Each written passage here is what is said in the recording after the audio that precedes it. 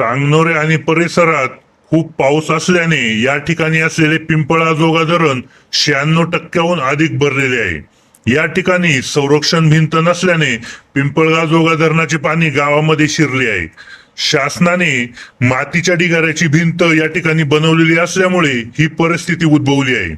या ठिकाणी दगड तसेच सिमेंटचे बांधकामात भिंत व्हायला हवी अशी येथील ग्रामस्थांची मागणी आहे. ग्रामीण कट्टा चॅनेलसाठी संपादक भरत मोरे, सांगनोरे. आज या ठिकाणी सांगनोरे गाव पुनर्वसित गावठाण आहे आणि या गावठाणाच्या लगत संरक्षण भिंत जी 1998 साली बांधण्यात आली, ही संरक्षण भिंत ही प्रत्यक्षात ती दगडी आणि पिचिंगची पाहिजे होती. ती भिंत नुसती मातीच्या ढिगाऱ्याची पसरवली आणि त्या भिंतीने आमचा विश्वासघात होते. आज गावामध्ये पाणी येईल, 100% पाणी यांनी अडवण्याचा जो काय प्रयास मांडलेला, त्यांनी आता चालू पाणी ते सोडून दिलेलं आहे. ढापे ओझं भरून दिलेत म्हणून गावामध्ये जरा थोडीशी क्षमता निर्माण झाली.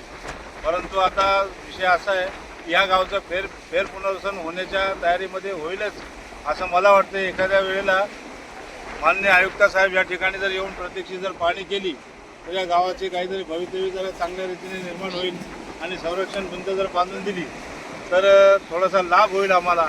कारण आता प्रजन्याचा काही कोणाला विश्वास नाही.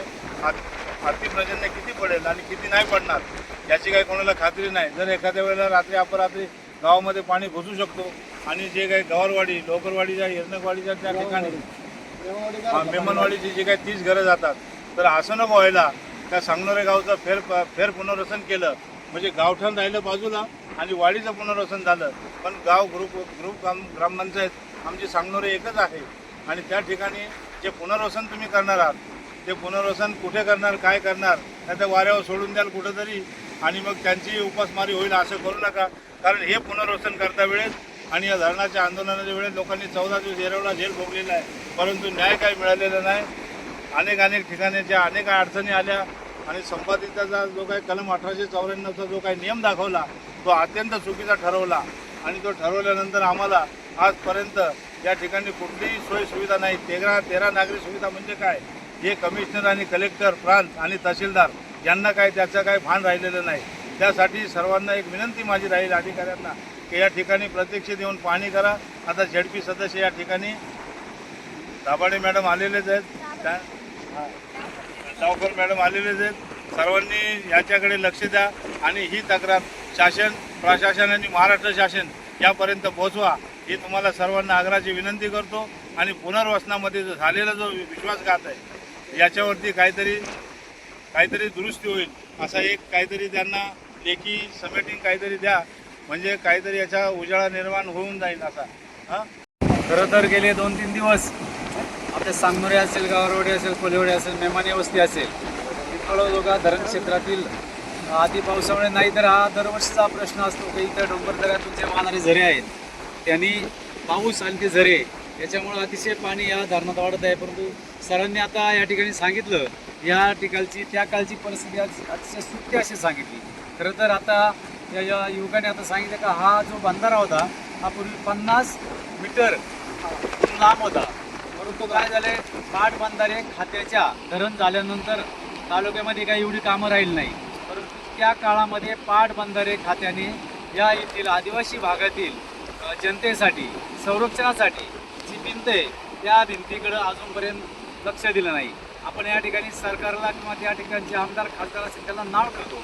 खरं तर हे काम त्यांचं आहे, त्यांनी त्यांच्या अखत्यारीतेमध्ये मागे हे काम करायला पाहिजे होतं. परंतु असो, ह्या वेळेला नवनिर्वाचित जिल्हा परिषद सदस्य सन्माननीय सोनाबाई दाभाडे असतील आणि पंचायत समिती सदस्य सन्माननीय आशाताई डावकर असतील, जुन्नर तालुक्याचे माजी आमदार कार्यकुशल सन्माननीय अतुल बेनके आणि माजी जिल्हा परिषद सदस्य अंकुश आमले यांच्या सांगण्यानुसार खरं तर शब्द देत नाही, परंतु तुम्ही आता पाहिले जेनजी युवा काय करू शकतो.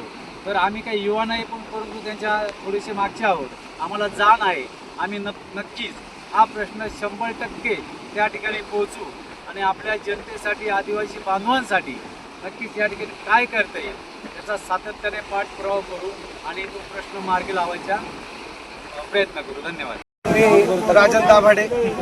आज सांगनोरे गावात आम्ही आपल्या गटाच्या जिल्हा परिषद सदस्य सोनाबाई तुकाराम दाभाडे व तसेच आशाताई डावकर पंचायत समिती सदस्य व तालुक्याचे राष्ट्रवादी काँग्रेस पक्षाकडून यावेळेस सचिव पद त्यांना दिलेले ते शिंगोटे दादा तेही इथे उपस्थित असताना ग्रामस्थांकडून जी तक्रार ऐकण्यात मिळाली त्याच्यातून एक गोष्ट निदर्शनास आलेली आहे की संबंधित खात्याने ज्यावेळेस हे धरण बांधलं गेलं त्यावेळेस या लोकांचा विचार न करता यांची जमीन कवडी मोलाच्या भावात विकत घेऊन तिथे धरण बांधून त्यांना कोणत्याही प्रकारचा मोबदला जसा त्यांना मिळायला हवा होता तो काय आतापर्यंत मिळालेला नाही. तशीच दुसरी एक तक्रार अशी होती का त्यांच्या घरातील कमीत कमी एखादी व्यक्तीला सरकारी नोकरी या खात्यानं मिळून द्यायला लागत होती ती पण या बेशरम खात्याने काय मिळून दिलेली नाही. गावाच्या पाठीमागे जी संरक्षक भिंत आहे तिची अवस्था पाहता असं दिसतंय का हे जे इथलं गाव आहे किंवा वरती ज्या मेमाने वस्ती आहे अजून ती गवारवाडी आहे ही लोक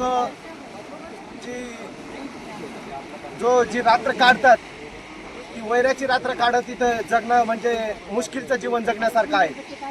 आणि स्थानिक लोकांनी आणि पुढाऱ्यांनी येऊन तो प्रश्न समाजापुढे आणून दाखवणे हे जरी योग्य असलं तरी संबंधित खात्याला सुद्धा त्यांचे डोळे आहेत त्या डोळ्यांचा त्यांनी वापर करावा आणि या जनतेला या गावाला या लोकांच्या जमिनी आपण त्या काळात घेऊन इथे धरण बांधलेलं आहे त्यांना त्यांचा न्याय मिळवून द्यावं व ह्या भिंती ज्या आता ढासळलेल्या आहेत त्या लवकरात लवकर बांधून घ्याव्यात.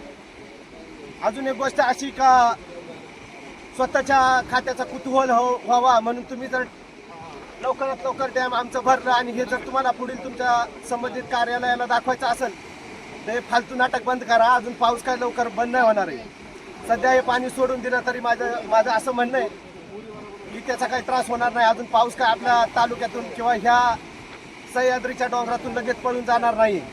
तर लगेच काय त्या धरणाची 100% भरलं धरण असं काही दाखवायची गरज नाही. आणि हे जे पाणी याची लेवल कमी करण्यात यावी. धन्यवाद.